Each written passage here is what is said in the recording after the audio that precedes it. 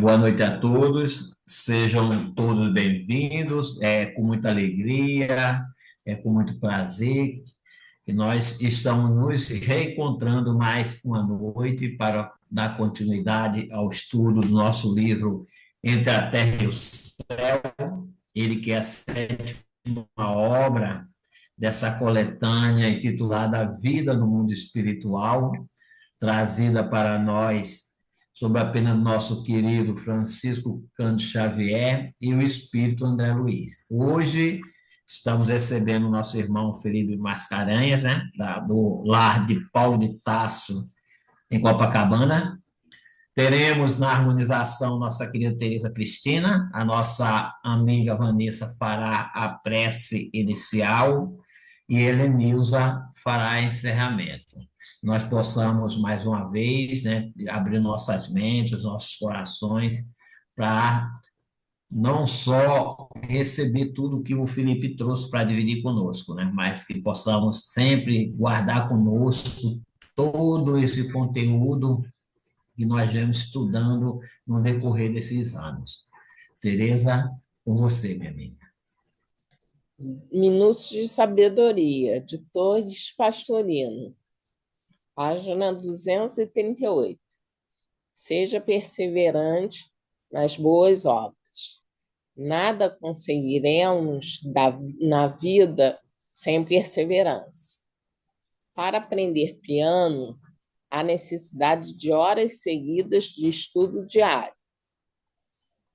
O que é o estudo para o pianista? É a perseverança para qualquer outra atividade. Não se deixe arrastar pelo desmorecimento. Reaja com todas as forças que encontrar em seu coração e terá a beleza da vida em redor de si mesmo. Muita paz a todos. Vamos orar, nossos irmãos.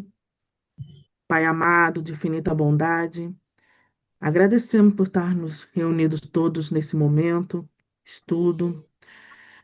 Vamos pedir para as espiritualidades amigas que possam estar conosco, abrindo nossa mente para melhor compreensão, que as espiritualidades amigas possam intuir nosso irmão, que a gente possamos compreender a facilitação que ele nos trará. Fique conosco, Pai amado, hoje e agora e para sempre. Que assim seja, graças a Deus. Obrigado, Vanessa. Obrigado, Tereza. Hoje estamos mais uma vez com o nosso irmão Felipe, que irá dividir conosco o capítulo 34, intitulado Em Tarefa de Socorro. Felipe, mais uma vez, boa noite. Nossos agradecimentos em nome da nossa casa, em nome do grupo. E a palavra é sua, né? Boa noite, mais uma vez, amigos e amigas. Uma alegria estar aqui outra vez, né? Já estive aí presencialmente uma vez, foi uma grande alegria conhecer essa casa, um pouco da história também, conhecer Nova Friburgo. E confesso a vocês que o livro Entre a Terra e o Céu é um dos assim mais caros, mais especiais, né? Eu gosto muito das obras de André Luiz.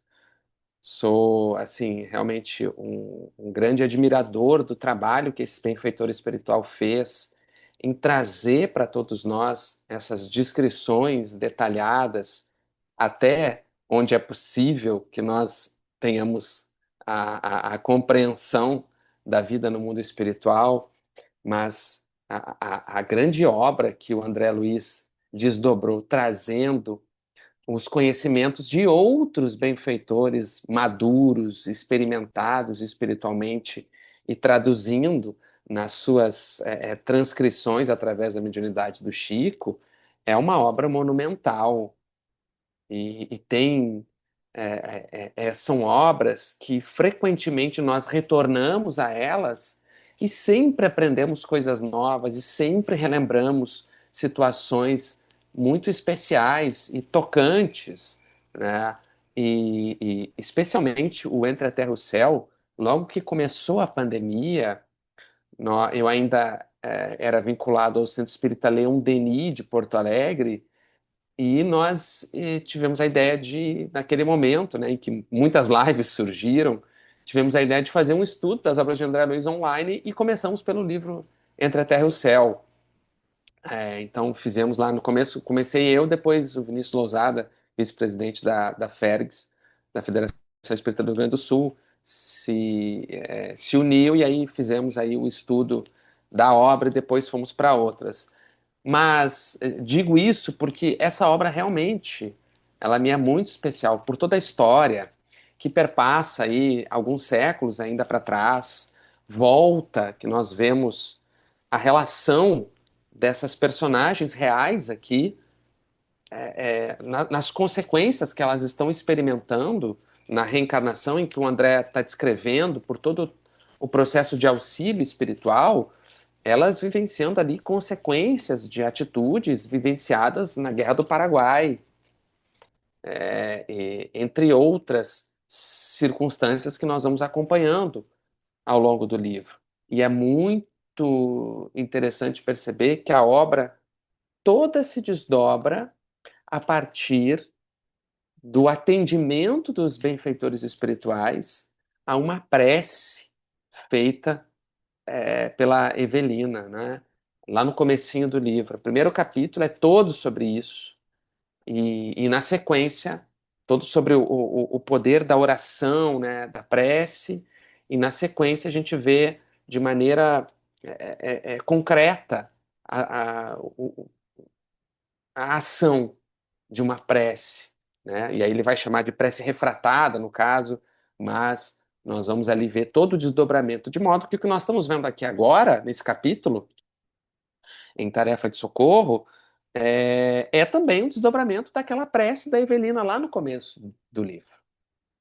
Que, de certa forma, a Evelina fez a prece pedindo ajuda para a sua mãe, que na hora não estava em condição nenhuma de dar assistência. Mas nesse capítulo nós estamos vendo exatamente isso.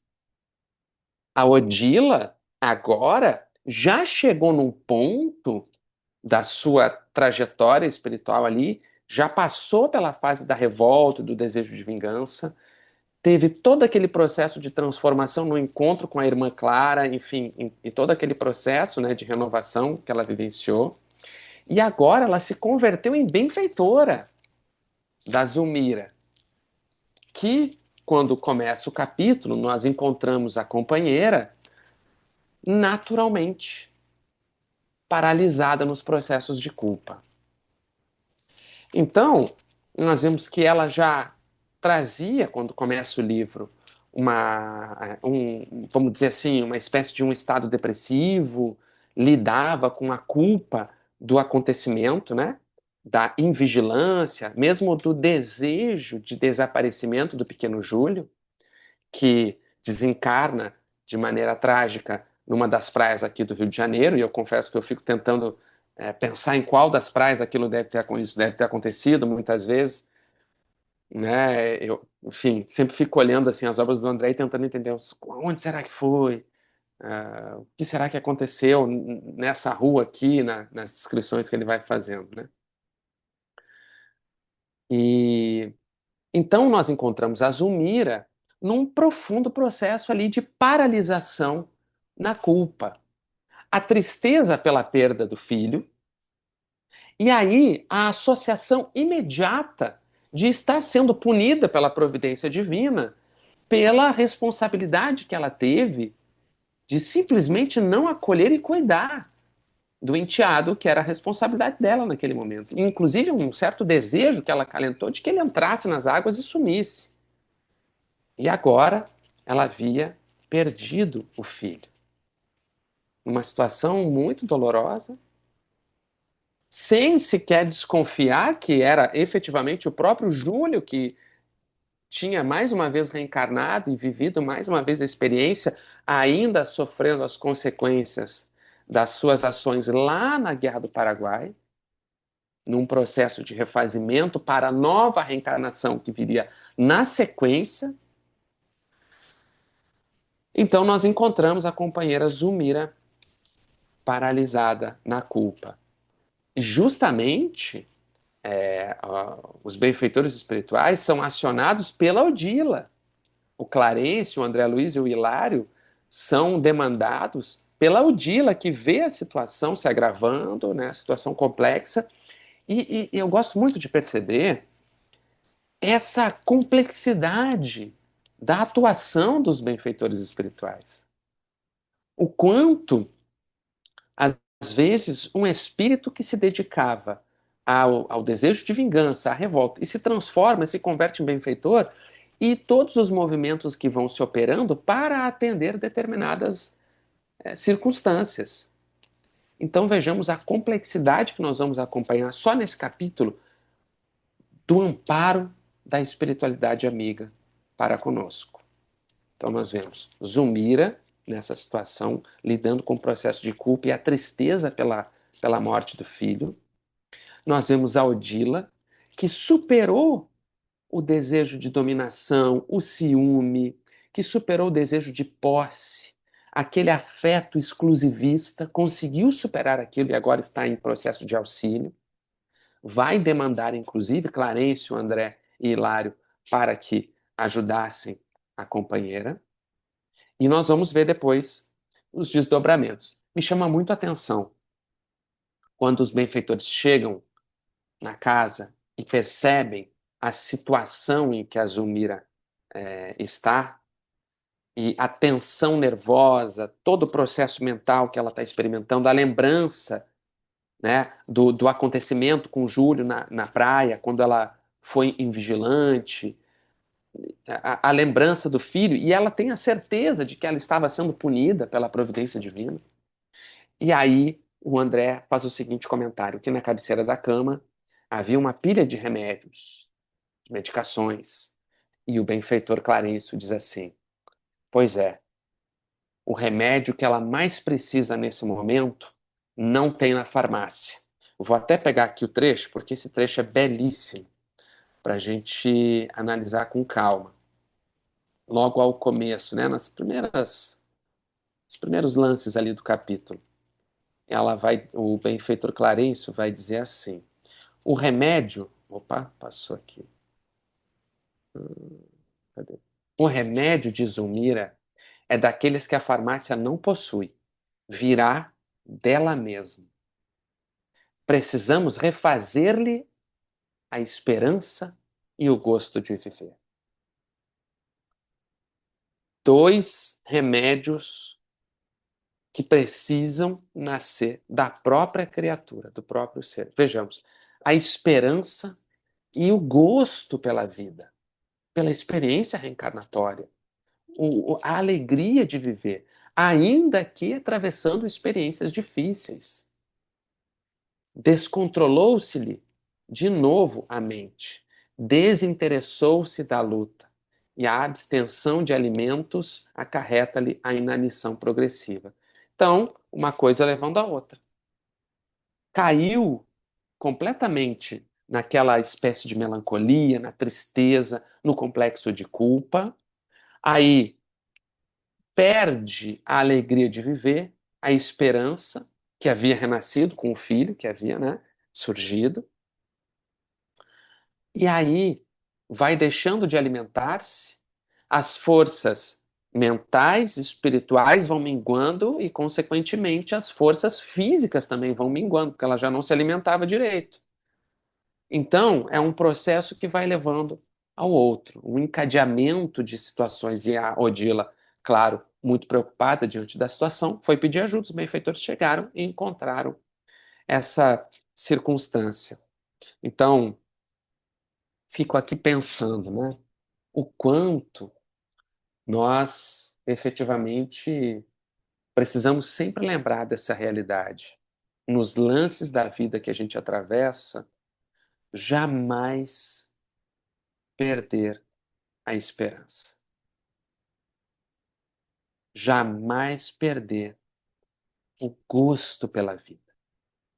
Porque são como elementos fundamentais para a manutenção do equilíbrio da nossa jornada, da nossa própria reencarnação.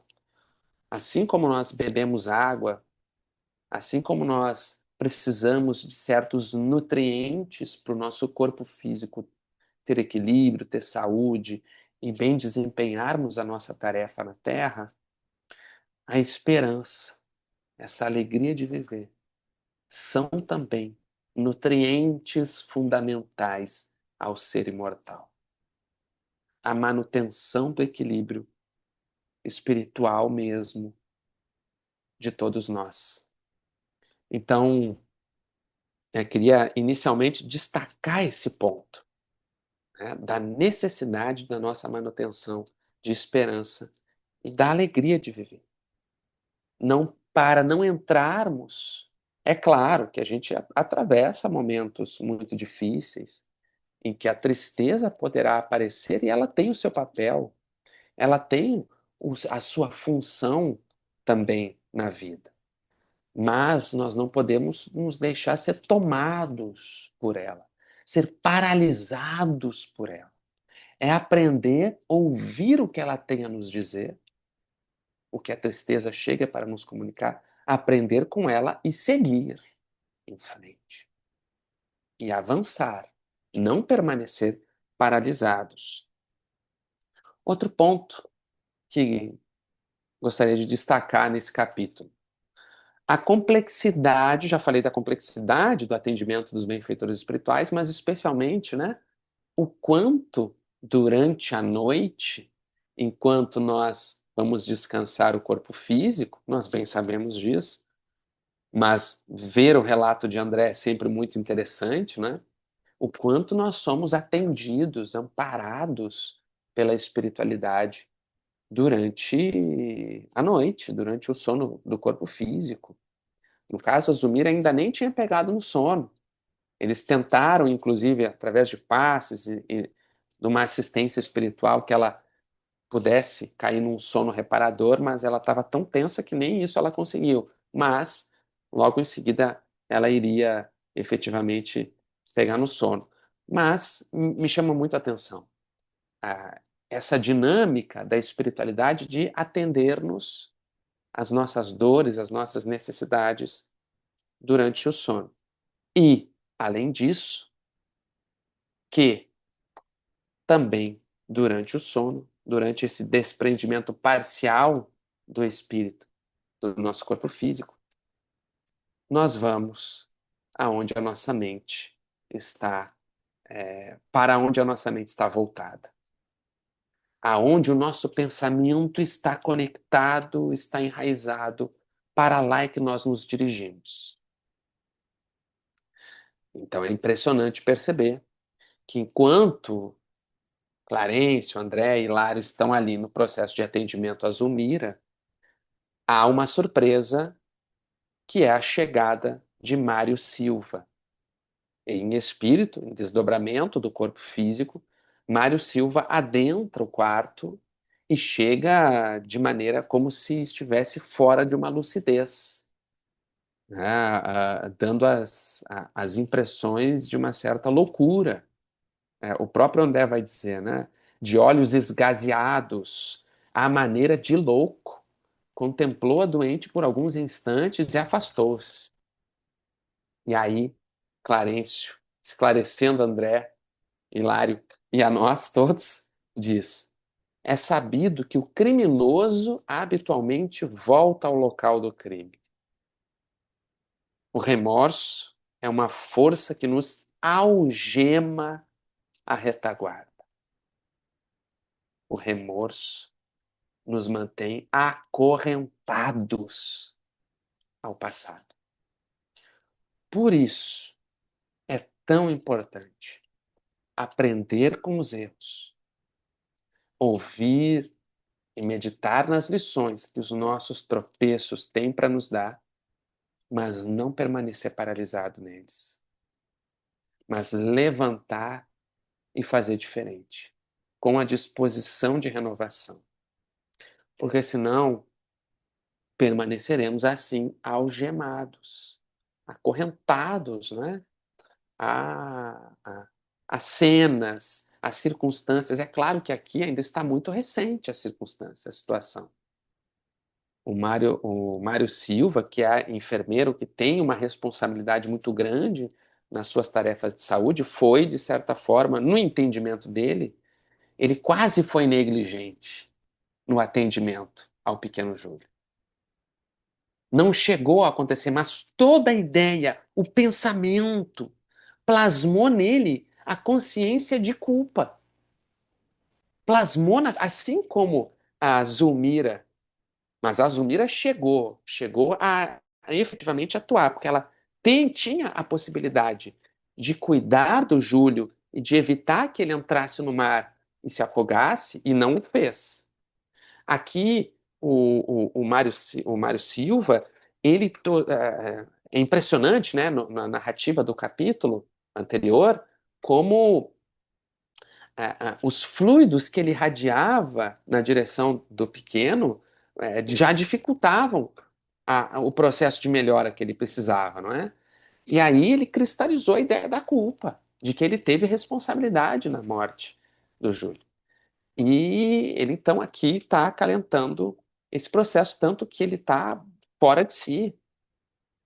Vejamos, né, como o crime, especialmente para as criaturas que já têm algum nível de sensibilidade, há aqueles que cometem crimes que permanecem frios, impassivos diante do crime realizado, são aqueles que ainda são muito endurecidos, que ainda sequer alcançaram certos lances de transformação. Mas para a criatura que já tem alguma sensibilidade, que já faz o bem de certa forma, que é o caso do Mário Silva, a gente já vai ver isso, né? Quando incorre numa falta como essa, especialmente numa relação ligada à profissão que ele tão bem desempenhava, o complexo de culpa toma de forma muito grande, né? Vem avassalador. E pode projetar a criatura em grandes desequilíbrios, que é o caso que nós estamos vendo aqui. O Mário Silva, ele é como se fosse um imã, né? Atraído para o local da circunstância e para a Zulmira, e ali ele começa a se justificar e começa a pedir perdão, se colocando na posição de assassino. Então vejamos, né? A nossa mente cristalizada nos conduz aos locais aos quais nós nos algemamos, às circunstâncias às quais nos algemamos, diante daqueles perante quem nós tenhamos responsabilidades. Então é bem interessante aqui, né, perceber o, o trabalho que vai se desdobrar. E aí, o capítulo vai mudar o cenário, vai sair do processo que inicia no atendimento a Zulmira, a partir do pedido de Odila, e nós vamos agora acompanhar um processo de atendimento ao Mário Silva. Que é isso, né? Nós vamos aprendendo com os benfeitores que o auxílio se desdobra em todas as direções. Todos aqueles que estão ali envolvidos no processo são amparados pela espiritualidade amiga. E aí, então, nós nos deslocamos para uma segunda parte do capítulo que terão outras lições muito interessantes. Especialmente quando nós chegamos na casa do Mário Silva e nos deparamos ali com ele sendo vigiado, amparado por um espírito de uma freira, um espírito de uma simplicidade, de muita disciplina, e dedicado ali à atenção ao Mário Silva. E aqui tem as lições agora aqui vão se ampliar, né? Porque nós vamos ter reflexões sobre a compreensão do espírito na vida depois da sua desencarnação em relação à sua experiência religiosa, como não é do dia para a noite que o ser espiritual se desliga dos laços culturais, religiosos, vivenciados na experiência corporal. Não é do dia para a noite. Nem todas as criaturas têm ainda a condição de entrar em contato com a verdade sobre a vida espiritual.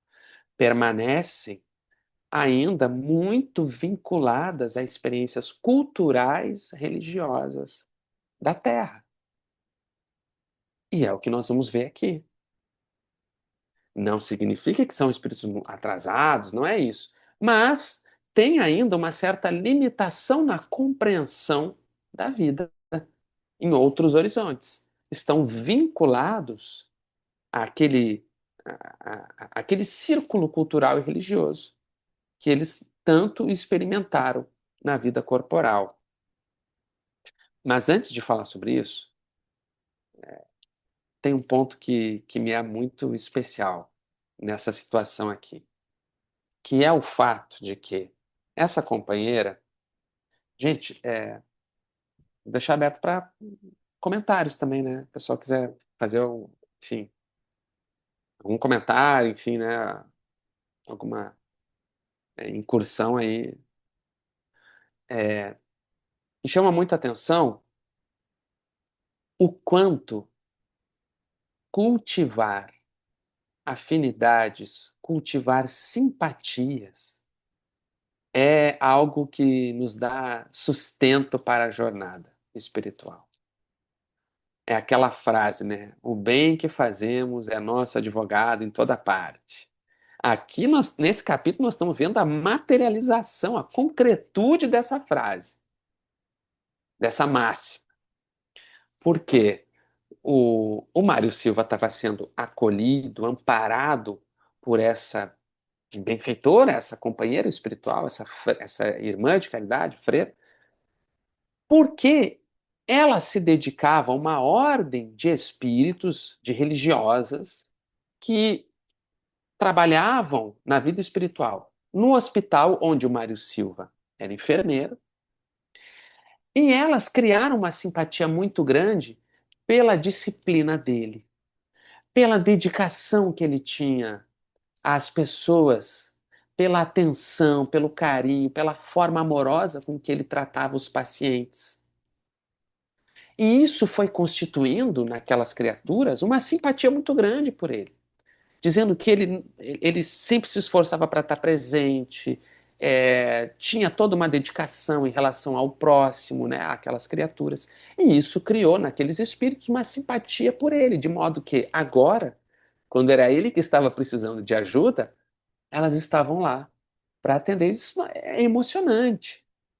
É muito emocionante essa realidade, porque mostra que, com todos os defeitos que nós carregamos, com todas as limitações que nós temos, essa situação que o Mário Silva está passando é a situação que nós passamos em campos distintos da vida, cada um de nós tem as suas dificuldades, né? Tem aquele ponto da vida que é mais difícil de lidar, porque ainda não desenvolvemos mais maturidade espiritual naquele ponto, porque talvez experiências que tenhamos vivido naquele campo da vida, digamos, no campo das questões financeiras, ou no campo da intelectualidade, ou no campo da sexualidade, no campo das relações afetivas, enfim, nos vários campos da vida, alguns deles nós temos maiores dificuldades.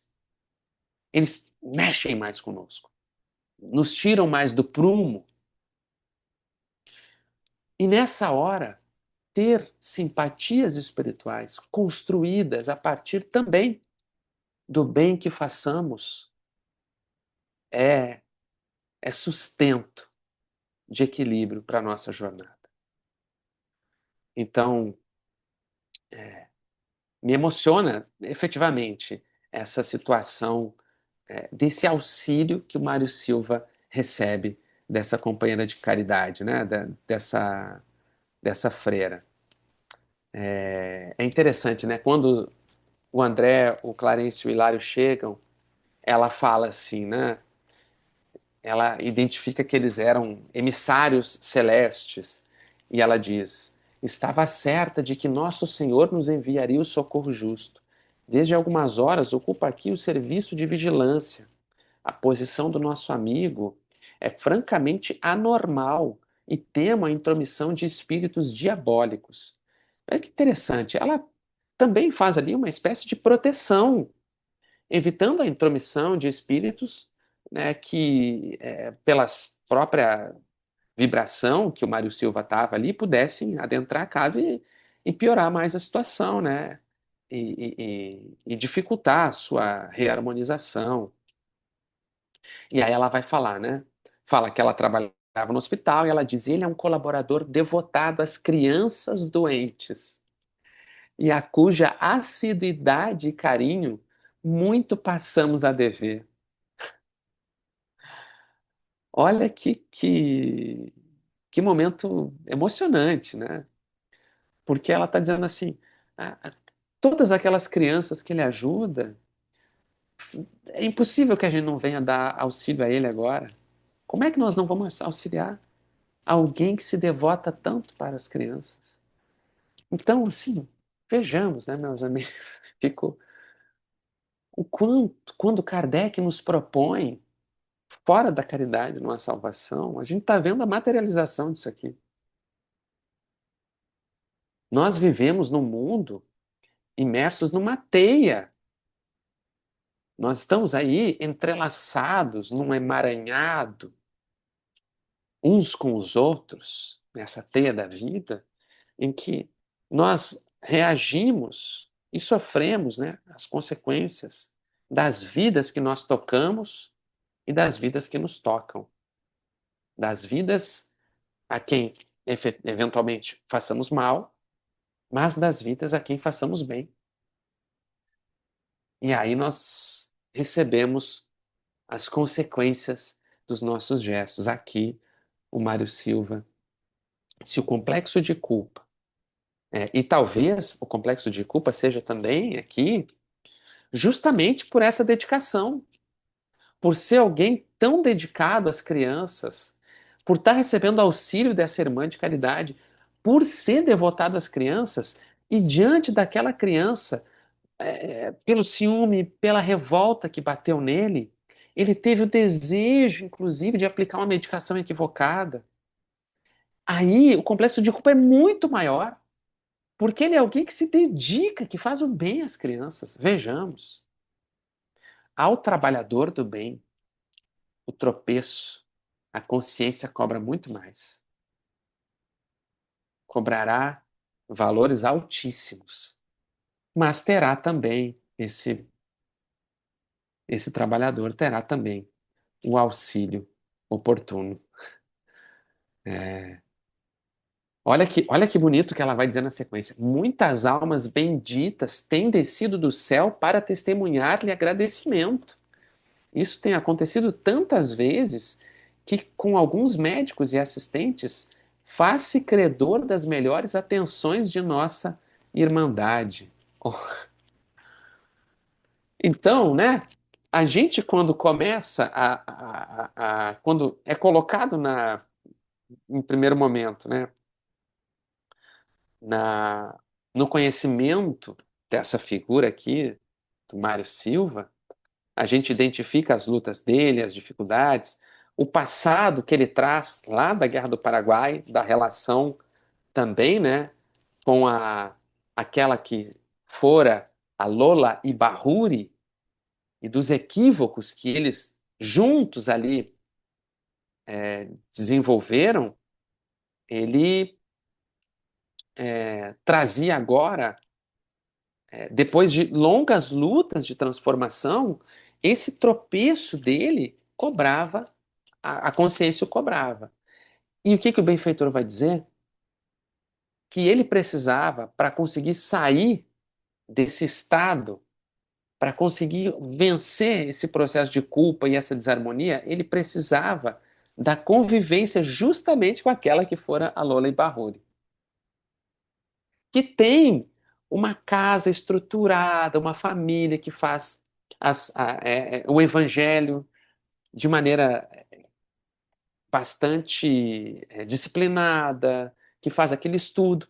E a convivência com ela, ouvir sobre outros horizontes, sobre, né, especialmente sobre o Evangelho e sobre a doutrina espírita, que ele iria ouvir também, seria fator indispensável para ele.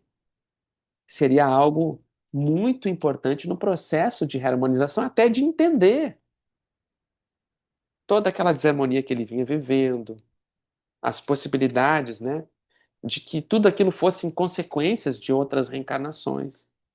E também se reunindo mais uma vez com aquela que lá no passado eles se reuniram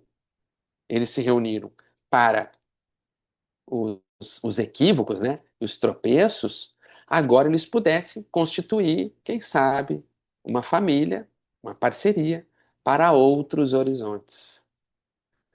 Então, a obra do André é de uma beleza, essas conexões com as outras encarnações, colocando a gente em tudo aquilo que a gente conhece nas obras básicas, na codificação.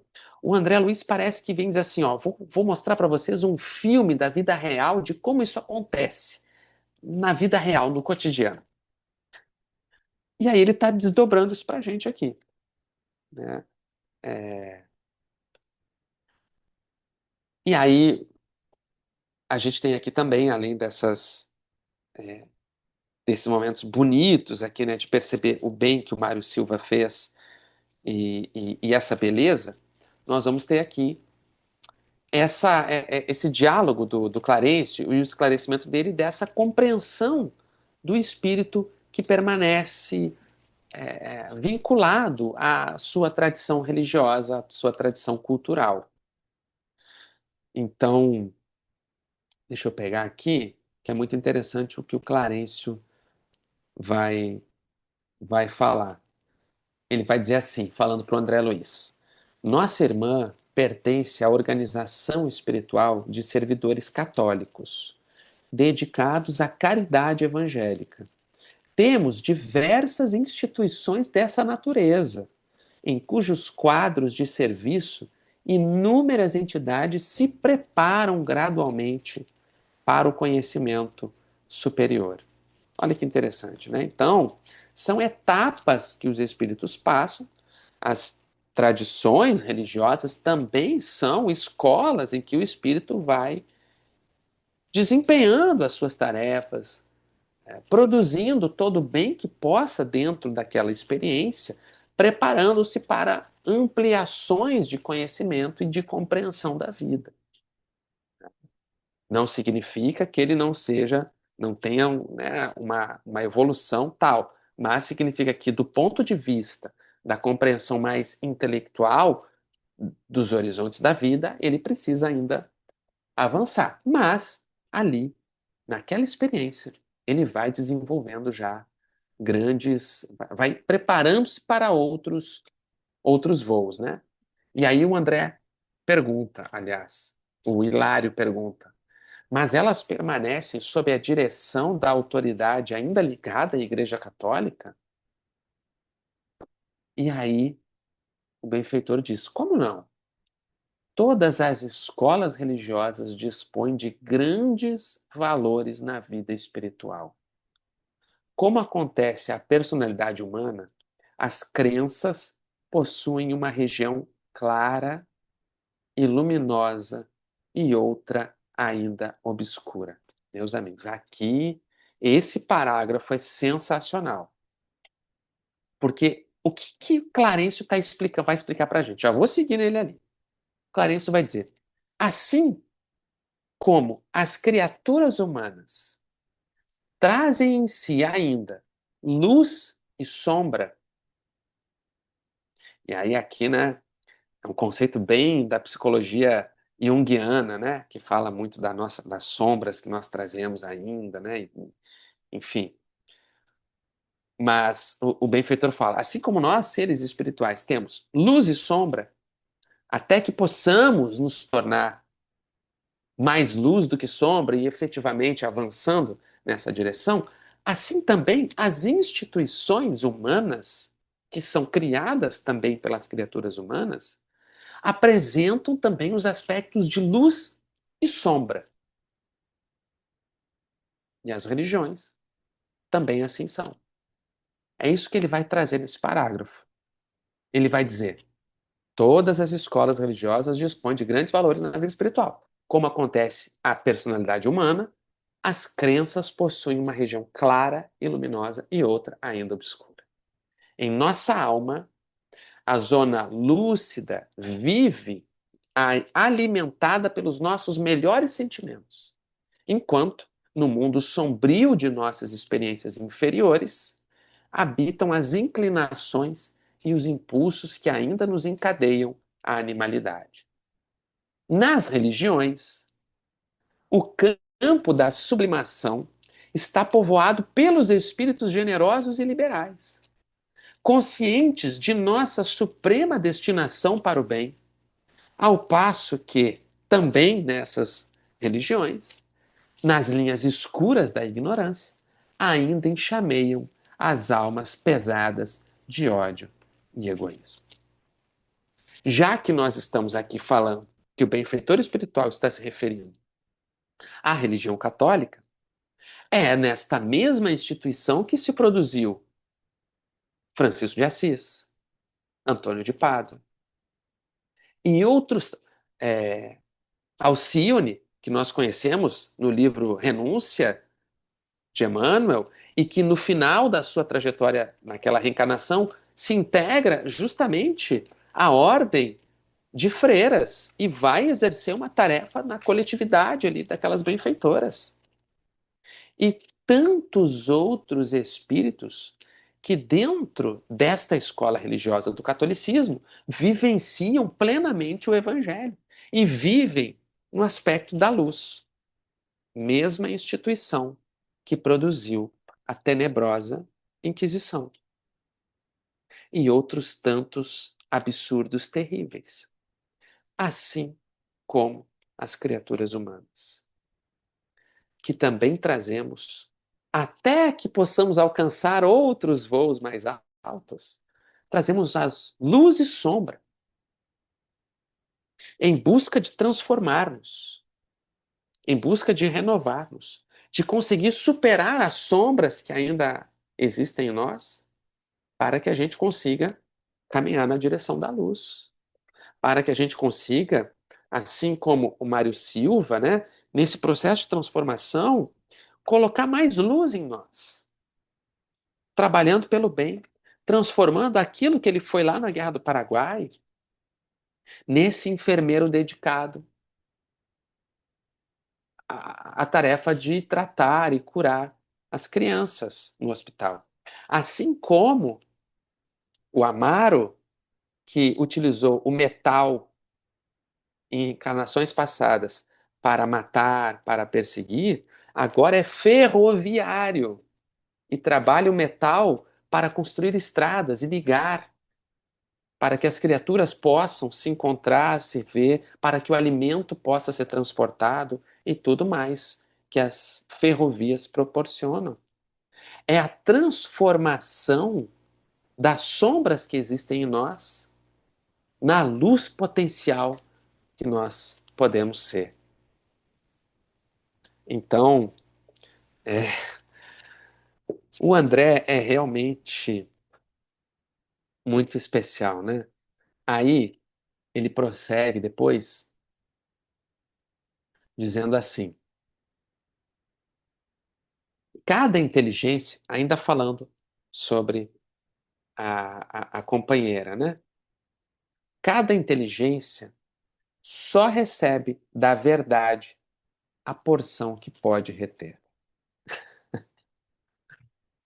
Por isso comentei no começo que o que o André traz para nós é o que nós temos na atualidade condição também de reter da vida espiritual, que é muitíssimo mais complexa, que é muitíssimo mais, os horizontes são muito amplos. O André traz um relato de um espírito, ele, na sua experiência, trazendo lições de outros benfeitores espirituais mais maduros e avançados, mas um relato de regiões espirituais ainda muito próximas da Terra. Relatos que nós temos condição de reter ainda. Porque a vida espiritual é muito mais ampla, Nós estamos aqui, o André traz uma experiência ainda muito próxima da experiência corporal, ainda com fluidos, com quanto que, por exemplo, nosso lar, nós vejamos, né, regiões mais sutis da vida espiritual, mas ainda muito materializadas. Conforme o espírito avança, cada vez outros horizontes se abrem, e a matéria vai ficando cada vez mais distante, vai sendo cada vez mais a vida puramente espiritual, né? Do puro espírito, porque aí nós vamos nos distanciando da influência da matéria cada vez mais. Ainda perguntam para o Clarencio, né? Mas a companheira estará informada de que a vida se estende a outras esferas, a outros domínios e a outros mundos? Perceberá que o céu e o inferno começam em nós mesmos? Isso não, diz o bem Clarencio. Ela não oferece a impressão de quem se libertou do círculo das próprias ideias para caminhar ao encontro das surpresas de que o universo transborda. Mentalmente, revela-se adstrita às concepções que elegeu na Terra como as mais convenientes à própria felicidade. Quem já leu o livro, outro livro muito bonito também do André, que é E a Vida Continua, nós vemos claramente isso que o benfeitor está descrevendo.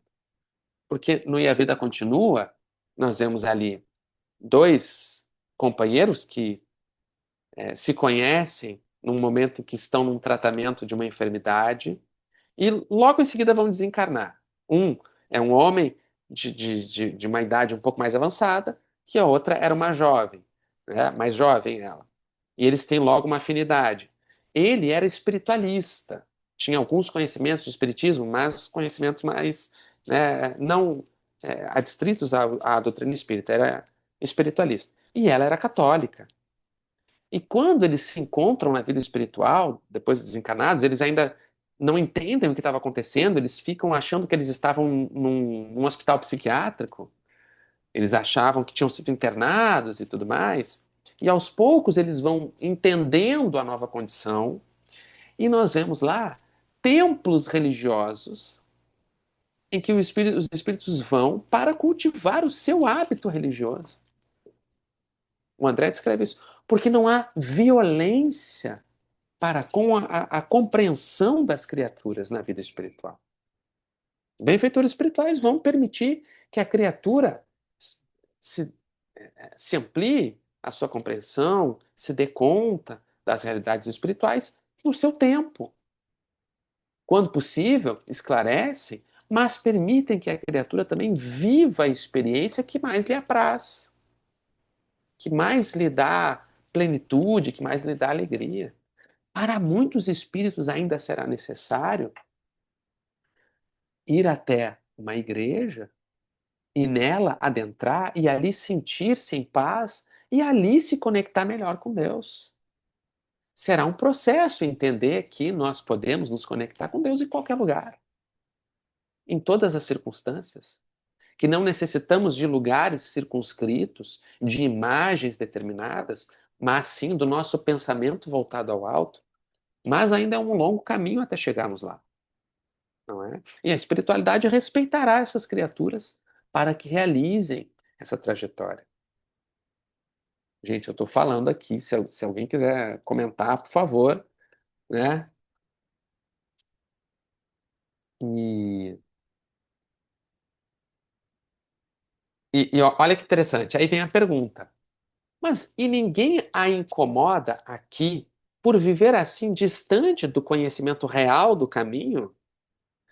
E aí o Clarencio diz assim: antes de tudo, deve nossa irmã merecer-nos a maior veneração pelo bem que pratica. E quanto ao modo, olha só, primeira coisa, é como se o André ou o Hilário ali tivessem dizendo, quase como colocando ela, mas tipo assim, mas ela é meio ignorante, né? Porque ela não entendeu ainda outras realidades da vida. Aí o benfeitor, o Clarice ia dizer assim, peraí, Antes de tudo, a gente precisa ter a maior veneração pelo bem que essa companheira faz. Primeiro ponto, já aqueles leves puxõezinhos de orelha, né? Primeiro, vamos venerar nossa companheira pelo bem enorme que ela está fazendo. Com a mesma. E quanto ao modo de interpretar a vida, não podemos esquecer que Deus é nosso Pai. Com a mesma. Olha o que Clarencio vai dizer agora. O que o Clarencio vai dizer é assim: ao mesmo tempo que Deus está esperando que ela amplie os seus horizontes para entender a vida, da mesma forma ele está esperando que nós ampliemos o nosso horizonte. Ele está dizendo assim, André, Hilário, a nossa compreensão da vida, perto de outros espíritos que são mais maduros do que nós, é muito limitada. Há outros espíritos que estão olhando para nós nesse momento e talvez fizessem a mesma pergunta que você está fazendo em relação à companheira. Porque em relação a eles, é a nossa visão que é limitada. O Clarice diz assim: com a mesma tolerância dentro da qual Deus, né, tem esperado por nossa mais elevada compreensão, aguardará um melhor entendimento de nossa amiga. Cada espírito tem uma senda diversa a percorrer, assim como cada mundo tem a rota que lhe é peculiar. Aí, meus amigos e amigas, chegamos no cerne, no centro do capítulo.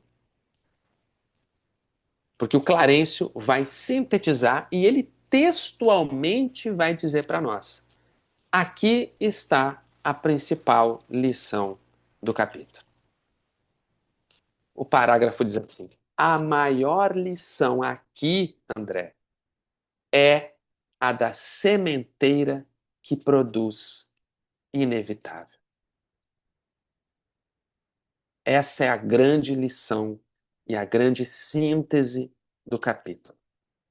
Mário Silva, na posição de enfermeiro, não obstante a ruinosa impulsividade em que se caracteriza, tem sido prestimoso e humano, tornando-se credor do carinho alheio.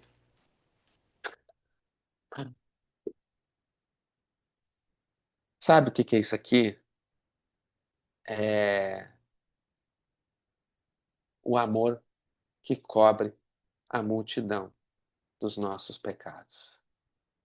Para usar uma palavra bem católica, né? Já que estamos falando dos católicos aqui.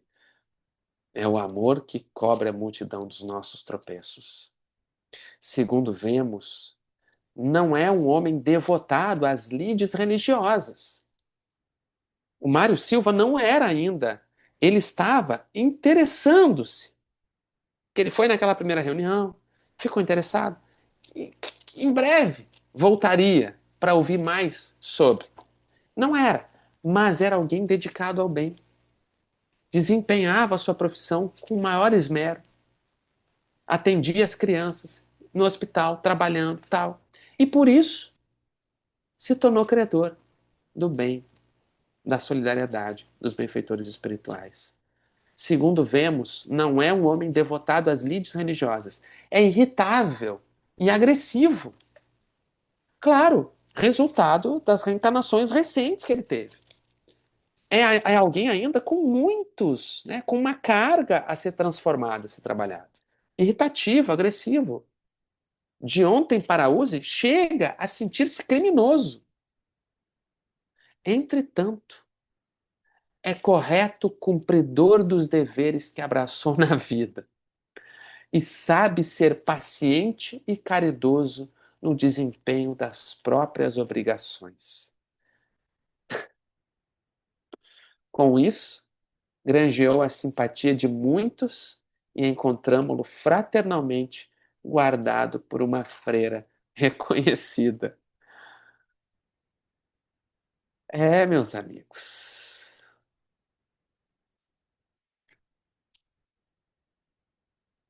não é preciso que nós sejamos espíritos iluminados do dia para a noite.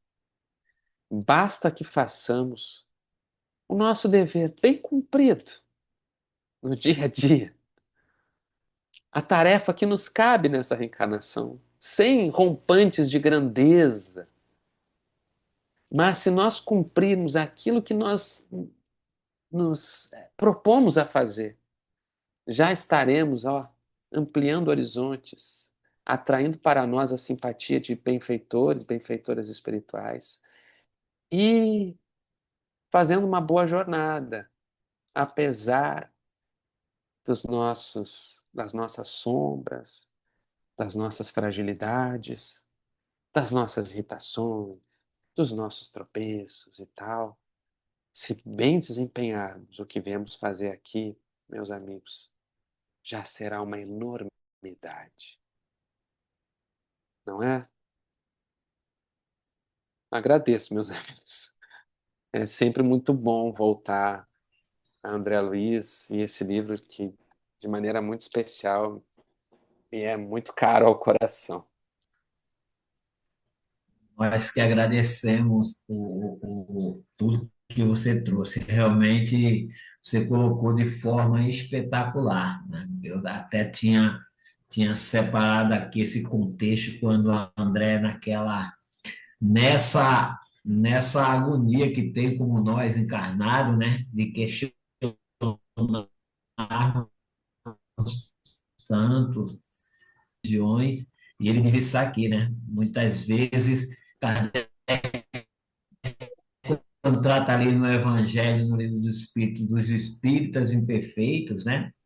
Quando a gente analisa bem essa colocação, é isso que Clarencio está trazendo aí para a gente.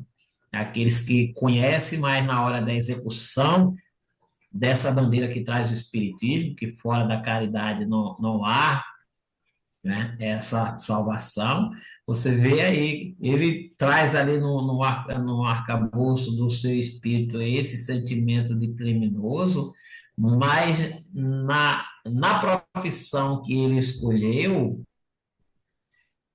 ele dedicava com muito amor e carinho, ao ponto de conquistar esse carisma dessas irmãs, né, no plano espiritual, todas as suas palavras.